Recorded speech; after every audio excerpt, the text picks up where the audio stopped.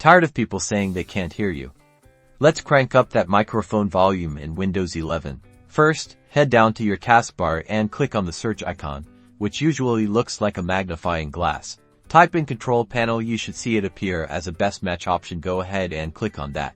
In the Control Panel, find and click on Hardware and Sound. It's usually categorized by icons, so look for the speaker icon.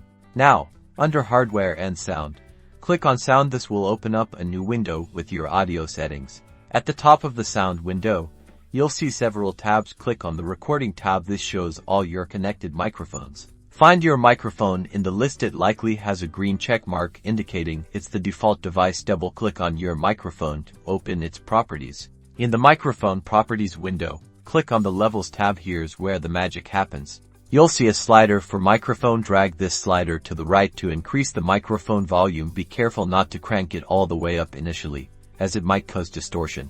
You might also see a microphone boost slider. This amplifies the signal further. Increase this gradually, testing your audio after each adjustment to avoid that distortion we talked about.